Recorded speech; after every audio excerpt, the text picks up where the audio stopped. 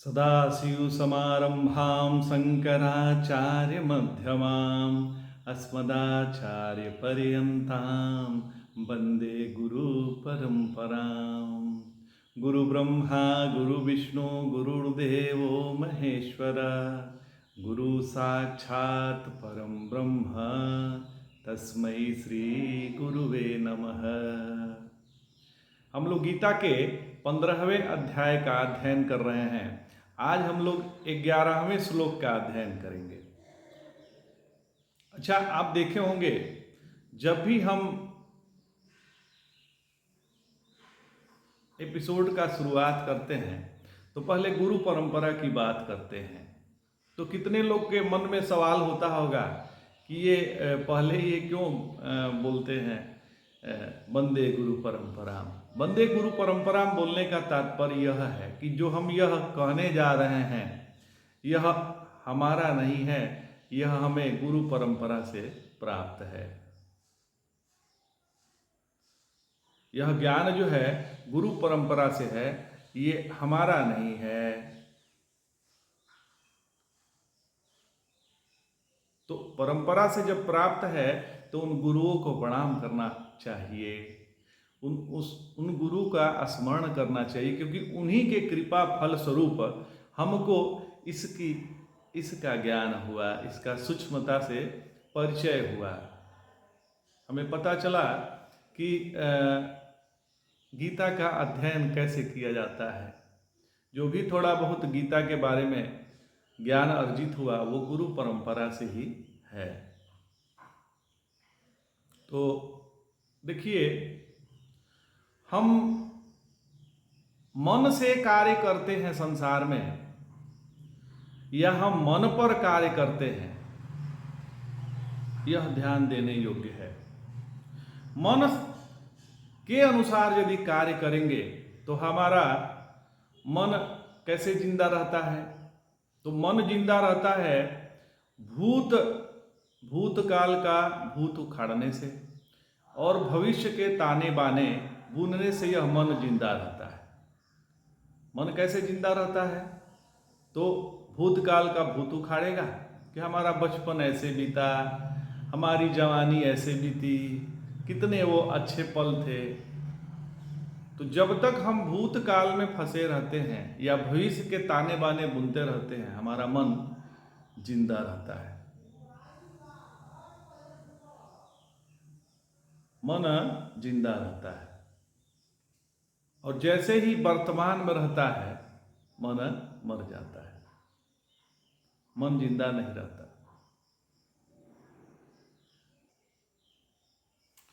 तो मन जब वर्तमान में रहता है तो हम मन रहता ही नहीं है, परमात्मा हो जाते हैं।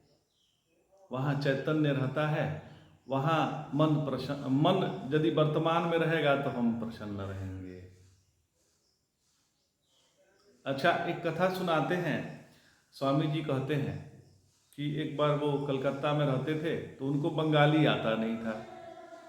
तो जैसे कि मार्केट में गए तो वहाँ पर लिखा था, अब वो बंगाली सीखने की कोशिश कर रहे थे तो उस पर लिखा था कि बाटा की दुकान। धीरे धीरे अच्छों से बाटा की दुकान। ऐसे ही थोड़ा सा बड़े हुए तो उनको घड़ी खरीदना था तो घड़ी के दुकान पे गए तो पढ़ने की कोशिश कर रहे थे कि इस पे क्या लिखा है बंगाली में। तो पढ़ रहे थे घड़ी की दुकान, तो वहाँ बंगाली बाबू भी खड़े थे। उन्हें कहा कि अरे तुमको पढ़ने नहीं आ रहा है, इसको बोल रहे हैं घोड़ी के दो कान। तो बंगाली लोग जो है दुकान को दुकान कहते हैं, समझ रहे हैं? तो ये बचपन की बातें हैं, ऐसे ही दिमाग में मन लाता रहता है कि ऐसे हो गया, ऐसी घटना घटी, वो सोच सोच के प्रसन्न होता है। तो कैसे इस मन से कैसे बचें? तो इस मन को व्यस्त रखना है। तो इसके लिए एक कथा सुनाते हैं। एक पहाड़ी पर एक गांव था। वहाँ एक पंडित जी रहते थे। वो गांव बड़ा खुशहाल था, अच्छे अनाज वगैरह हो जाते थे, खुशहाल गांव था, राशन पानी का उत्पादन स्वयं कर लेते थे, सब्जी वगैरह उगा लेते थे, सब लोग अच्छे से जीवन व्यतीत कर रहे थे। तो क्या हुआ अचानक कि अकाल पड़ गया। अकाल पड़ गया, बारिश वगैरह हुई नहीं, तो वहाँ का खेती हुआ नहीं, घर घर में अनाज की कमी होने लगी। तो गांव के लोग परेशान होकर पंडित जी के पास गए कि महाराज जी ऐसा ऐसा है, क्या किया जाए। तो पंडित जी ने कहा कि ठीक है, एक दूर पहाड़ी पे एक संत रहते हैं, मैं उनके पास जाके पूछता हूँ कि क्या करना चाहिए। तो वो महात्मा जी के पास पंडित जी गए। महात्मा जी ने कहा पंडित जी से कि देखो, मैं तुमको एक मंत्र बताता हूँ और उस मंत्र को तुम पहले शुद्धिकरण करके अपना उस मंत्र को जप करना और फिर हाथ में जल लेके उस मंत्र पढ़ के उसमें फूंक देना और उस जल को जमीन पर फेंक देना। फिर तुम्हारा सब जितना दुख है वो दूर हो जाएगा। तो उन्होंने कहा कि ठीक है महाराज। फिर वो लौट आए अपने घर पे और उन्होंने वैसा ही किया जैसा महात्मा जी ने कहा था। तो महात्मा जी जैसे बोले थे उन्होंने क्या किया, मंत्र का अनुष्ठान किया, फिर हाथ में जल लेके मंत्र बोल के उसमें फूंक दिया, फूंक के और जमीन पे डाल दिया। जमीन पे जैसे डाला वहाँ एक जीन प्रकट हो गया और जीन ने कहा कि बोलो क्या चाहिए तुमको। तो उन्होंने कहा कि इस गांव में किसी के घर में अनाज नहीं है, 2-2 केजी अनाज चावल पहुंचा दो। तो उसने चुटकी ऐसे बजाई और सबके घर में अनाज हो गया। अब बोला कि ठीक है, अब बताओ अब क्या काम है। तो उन्होंने कहा अभी तो कोई काम नहीं है। तो बोला कि हमको काम नहीं दोगे तो हम तुमको खा जाएंगे। तो उन्होंने कहा कि ऐसा करो, अब सोचे कि अरे भाई ये तो खा जाएगा। तो उन्होंने एक पत्थर उठाया और दूर फेंका, कहा कि देखो जहाँ पत्थर गिर रहा है वहाँ पे 40 फीट गड्ढा खोदो और उस वहाँ पर बगल में 60 फीट का खंभा बनाओ, ऊंचा 60 फीट खंभा बनाओ और फिर उस पर तुमको चढ़ना है और फिर नीचे उतरना है, जमीन छूना है पैर से, फिर तुमको चढ़ना है, फिर उतरना है और जब हम बुलावें तो आ जाना, फिर जाके वही काम करना। अब ये गया वहाँ गड्ढा खोद दिया तुरंत वो बना दिया खंभा, फिर चढ़ने उतरने लगा और जब उनको ज़रूरत होती उसको बुला लेते कि आ जाओ, ये घर में पानी पहुंचा दो, सबके घर में पानी पहुंचा देता, खाना पहुंचा देता, फिर जाके चढ़ने उतरने लगता। मतलब उसको उन्होंने व्यस्त कर दिया। वैसे ही हमारी मन की स्थिति है। मन ऐसा है कि वो यदि उसको व्यस्त नहीं रखेंगे तो हमको खा जाएगा। कैसे खाएगा? तो मन आपको भूतकाल में लेके चला जाएगा या तो भविष्य में लेके चला जाएगा, वर्तमान में रहने नहीं देगा, तो आपका अपना अस्तित्व खत्म होने लगेगा। तो वैसे ही मन को क्या करना है? व्यस्त रखना है। मन को व्यस्त करने के लिए क्या जरूरी है? तो भगवत नाम का जप जरूरी है। या तो राम नाम जपिए या राधा राधा जपिए या कृष्ण कृष्ण जपिए, कोई एक नाम ले लीजिए, उसका जप शुरू कर दीजिए। यदि काम में या तो मन को काम में व्यस्त रखिए और न तो जप में व्यस्त रखिए। काम कर रहे हैं तो काम में व्यस्त रखिए, काम से खाली हो गया भगवत नाम का जप शुरू हो गया। तो इसको व्यस्त रखेंगे तो नाम जो मन है वो मरा रहेगा और जब व्यस्त नहीं रहेगा तो वही मन आपको खा जाएगा।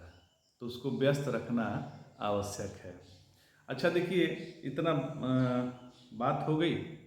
अब हम लोग अपना श्लोक पे आ जाते हैं, क्योंकि श्लोक आज 11वां श्लोक का अध्ययन करना है।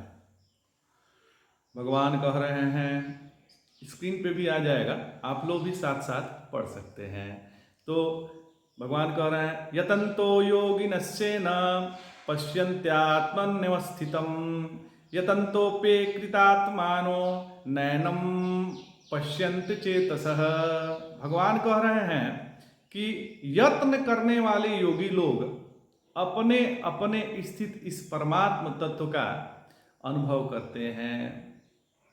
जो योगी जन है वो स्वयं में स्थित परमात्म तत्व का अनुभव करते हैं, परंतु जिन्होंने अपना अंतःकरण शुद्ध ही नहीं किया है, जिनका अंतःकरण दूषित है, ऐसे अविवेकी बेवकूफ लोग, अविवेकी मतलब बेवकूफ, जैसे हम लोग बेवकूफी तो है, मनुष्य यत्न करने पर भी अंतःकरण जिसका शुद्ध नहीं है वो यत्न भी करेगा तो उस तत्व का अनुभव नहीं कर सकता है।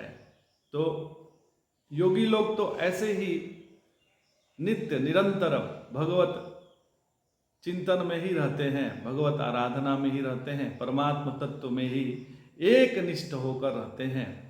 लेकिन जो योगी जन नहीं है, जो शुद्धि जन नहीं है, जिसका अंतःकरण शुद्ध नहीं हुआ है, वो विषय भोगों और में पड़े रहते हैं।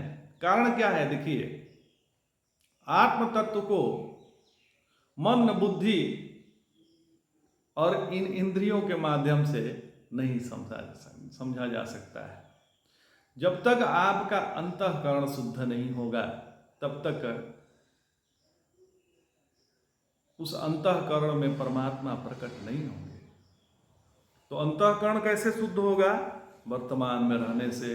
और वर्तमान में तभी रहेगा जिसका मन जो है वर्तमान में है। मन वर्तमान में कैसे रहेगा? तो इसको व्यस्त करने से होगा, क्योंकि मैं पहले ही बता चुका हूं मन के बारे में। तो समाहित चित्त जो है, जिसका समाहित है चित्त, शांत है, जिसका मन वर्तमान में स्थित है, सर्वथा वर्तमानो अपि, भगवान ने कहा है जो सर्वथा वर्तमान में है, ऐसे मनुष्य इस आत्मा को स्वयं में ही देखते हैं। अच्छा, आपको एक चीज बता दें, ये आपको भी पता है कि हमारा कभी भी अभाव नहीं होता। मतलब जो मैं है उसका कभी अभाव होता है, चाहे वो आप जगे हुए हो, जागृत अवस्था में हो, या फिर स्वप्नावस्था में हो, या फिर आप गहरी निद्रा की अवस्था में हो, सुसुप्ता अवस्था में हो, तो वहाँ तीनों जगह मैं बना रहता है। मैं का कभी अभाव नहीं होता।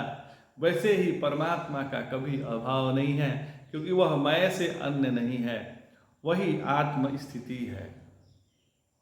जिसको अपने में परमात्मा नहीं दिखता, वो संसार में परमात्मा क्या देखेगा? यह जगत तो परमात्मामय है। हम लोग दूसरे को सुधारना चाहते हैं महाराज, दूसरे तो सुधरे हुए हैं, हम ही बिगड़े हुए हैं, ये हम भूल जाते हैं। हम ही बिगड़े हुए हैं महाराज, कोई बिगड़ा नहीं है, कोई भी यहाँ पर बिगड़ा हुआ नहीं है हमारे सिवा, हम ही बिगड़े हुए हैं। तो आज इतना ही। जय जय शंकर, हर हर शंकर। आनंद आ गया। आनंद ही अपना स्वरूप है, आनंद से बढ़कर कुछ नहीं है। आप आनंदित रहिए तो आप परमात्मा के नजदीक रहेंगे। स्वयं के नजदीक रहने वाला ही आनंदित रह सकता है। स्वयं से दूर जाएंगे, स्वयं से दूर भटकेंगे तो दुख ही दुख है। स्वयं में जो आनंद है वही परमात्मा आनंद है। वही क्यों ऐसा है? क्योंकि आप स्वयं साक्षात सच्चिदानंद स्वरूप हैं। आप सच्चिदानंद से अनन्य हैं। आप वही हैं जो परमात्मा है। तत्वमसि, तत्त्वम असि, तुम वही हो महाराज, और कोई दूसरा नहीं है। जय जय शंकर, हर हर शंकर। नमामि शंकर, भजामि शंकर, हर हर महादेव शंभो।